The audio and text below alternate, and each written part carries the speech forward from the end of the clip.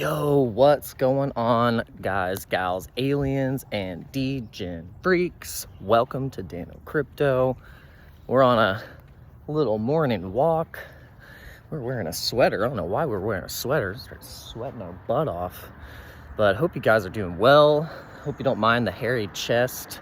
It's just, it is what it is. Crypto is wild, guys. I feel like we are just primed for a mega pop.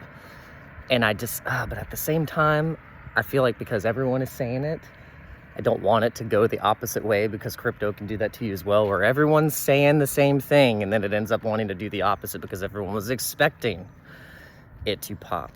But the reason why I'm actually feeling pretty validated on this is because of the movements that we had in the previous markets on November 2021, where we had altcoins going ballistic.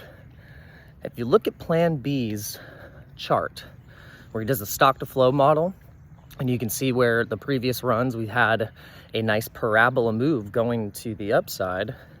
We had a lot more red dots, yellow to red, going up through those movements. And then the last move only had sustained for a couple of dots, which means that we got pushed down substantially and really fast, and it did not sustain that rally. And so now this time we have the RSI resetting on the weekly, and what that is going to give us is a better liquidity entry for people grabbing these lows on Bitcoin right now. Like, for instance, yesterday we went as high as 70,200 to show strength for the week on Monday, to give us a pre-sniffing of what it's going to be like through the rest of the week. So now we're already retraced a little bit, and now we're going back up, and I'm curious to see what we're going to be looking like by the end of the week on Friday. Now, everyone is thinking 72 is in the cards if we hold these levels and break 70,600. Now, what are we doing on these moves? So now we are in our trades. We're in a Bitcoin trade. We're in Pepe. We're in Brett. We think Brett is getting a lot of traction.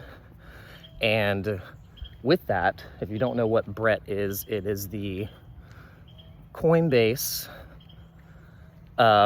layer 2 coin, meme coin, that is similar to Pepe. Now, why Pepe and Brett have this relationship? Because they are friends in this comic, this Matt Fuhr comic. Now, what's so interesting about this is that this ends up building a narrative of the tokens that people are going to end up buying, just for the fact of not even technicals, not even, the fundamentals or the tokenomics. It's just the fact that it's attractive and it's cheaper.